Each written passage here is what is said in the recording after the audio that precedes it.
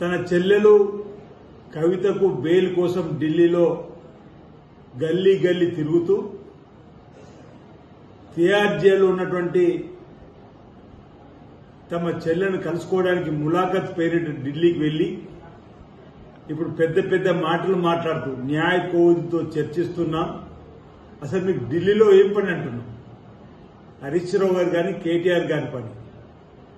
ఇద్దరు కూడా ఏ విధంగా కవితను జైలు నుంచి విడుదల చేయాలని చెప్పని న్యాయ కోవిదితో మేము సంప్రదింపు జరుగుతున్నట్టే బాగుండు.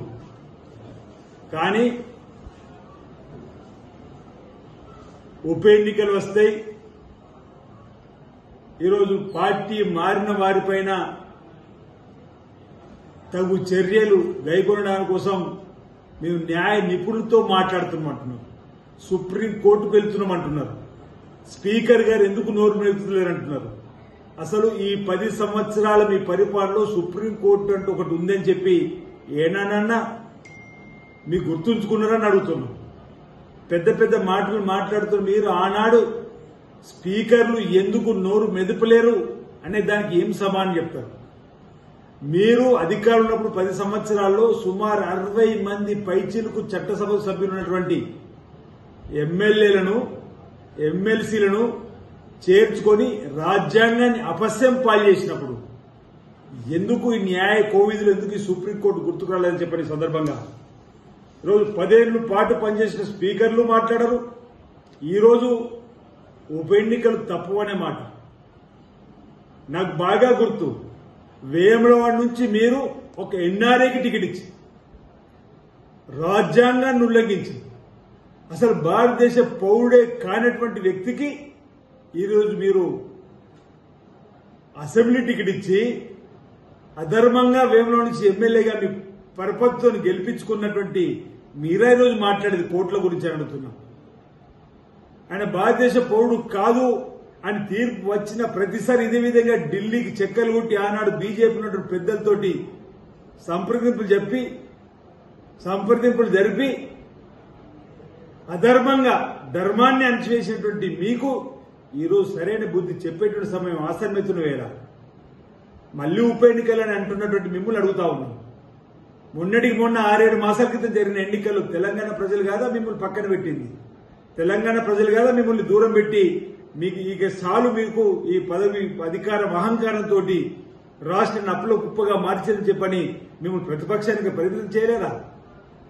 అంతేందుకు 2 మాసాల క్రితం నెల 15 రోజుల క్రితం జరిగినటువంటి ఉప ఎన్నికల్లో తెలంగాణలో జీరోకే మీ బీఆర్ఎస్ పార్టీకి పరిమితం చేసినటువంటి పరిస్థితిని మర్చిపోయారంటున్నా. ఇంకా ఉప ఎన్నికలు అంటారు. ఉప ఎన్నికలలో ఏం సాధిస్తారు మీరు అంటున్నారు? ఉప ఎన్నికలు వచ్చినా ఇప్పుడు కాంగ్రెస్ పార్టీ అభ్యర్థి కంటోన్మెంట్ లో గెలిచిండు.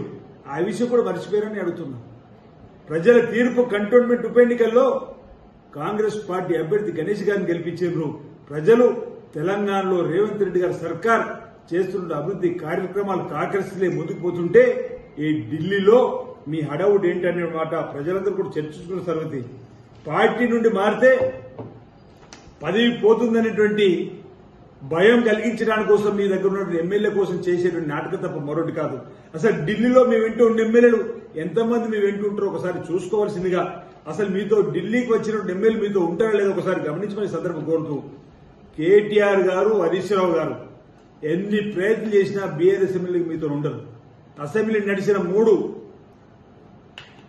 సమావేశాల్లో మీ ప్రతిపక్ష నాయకుడు ప్రజల పక్షాన్ని నిలబడి పోరాటం చేయడానికి ముందుకు రాక మనోధైర్యం కోల్పోయి ఫామ్ హౌస్ గా పరిమితమైన వేళ ఇక మేము బీఆర్ఎస్ ఉంటే ప్రజా జీవితంలో ప్రజాసేవ చేసే అవకాశం రాదనుకున్న రోజు రేవంత్ రెడ్డి గారి సర్కార్ కాంగ్రెస్ పార్టీ చేపడుతున్నటువంటి సంక్షేమ కార్యక్రమాలకు మెచ్చి రోజు కాంగ్రెస్ పార్టీకి వస్తున్నటువంటి వారిపైన ఈరోజు మీరు మాట్లాడిన మాటలను ఒకసారి ప్రజలందరూ కూడా గమనిస్తున్న చెప్పని మాట సందర్భంగా మేము మనవి చేస్తా ఉన్నాం.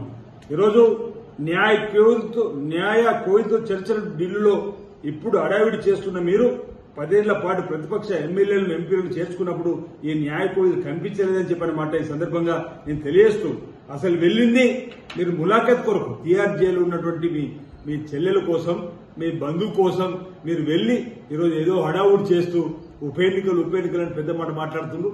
మొన్నటి ఎన్నికల్లో బీఆర్ఎస్ పార్టీ పక్కన పెట్టినట్టే రాబో రోజులు ఏ ఎన్నిక వచ్చినా జిల్లా పరిషత్, మండల పరిషత్, సర్పంచ్ ఎన్నికలు, సింగల్ ఎన్నికలు ఇచ్చినా ఈరోజు మీకు తగిన రీతిలో ప్రజలు సమానం చెప్తారు. ఓవైపు కాంగ్రెస్ పార్టీ రైతు రుణమాఫీ చేసి 6 గ్యారెంటీలు 5 అమలు చేసుకుంటూ ముందుకు పోతున్న తరంలో ప్రజలందరూ కూడా ఈ ప్రభుత్వం రావాలని కోరుతున్న సందర్భంలో ప్రజలలో కాంగ్రెస్ పార్టీకి వెళ్తున్నటువంటి ప్రజాదరణ చూసి ఓర్వలేకనే ఈ విధమైన మాట తప్ప మరొకటి కాదన్నమాట ఈ సందర్భం చెప్తూ మరో మాట 6 మాసాల్లో అనర్హత పైన అనర్హత పిటిషన్ పైన చర్యలు తీసుకోవడం మేము కోరుతామంటున్నారు. 2009లో వేములలో శాసనసభ్యుడు గెలిచిన వ్యక్తి జర్మనీ పౌరుడు. అట్లంటే 6 మాసాలు ఎన్ని 6 మాసాలు పోయిందో అంటున్నా. ఢిల్లీలో భారతదేశ పౌరసత్వం హోంశాఖ ద్వారా రద్దయ్యే ప్రతి సమయంలో మీ అపాయింట్మెంట్లు ఢిల్లీలో ముఖ్య నాయకులకు ముఖ్యమంత్రి గారు, కేటీఆర్ గారు, హరీష్ రావు గారు పెట్టుకుని ఆనాడు భారతదేశ పౌరసత్వం రద్దు కాకుండా పైరవి చేసినటువంటి మీరు ఈ రోజు నైతిక హక్కు గురించి మాట్లాడేటువంటి అసలు ఆలోచనే మీ తప్పని మాట చెప్తున్నారు. అసలు నైతిక విలువలకు తిరోధకాలకు ఇచ్చింది మీ హయాంలో అనే మాట ఈ సందర్భంగా తెలియజేస్తూ ఢిల్లీలో చక్కర్లు కొట్టుకోండి మీ కుటుంబ సభ్యుల కోసం, మీ కుటుంబ సభ్యులకు బెయిల్ కోసం పర్వాలేదు, కానీ పెద్ద పెద్ద మాటలతోటి ఈ రోజు మళ్లీ సుప్రీంకోర్టు తలుపు తడదామని న్యాయకులతో చర్చలంటూ హడావుడి చేయడం అనేది సహేతుకం కాదు. ప్రజలందరినీ వీటిని గమనిస్తారని చెప్పి తెలియజేస్తా ఉన్నా.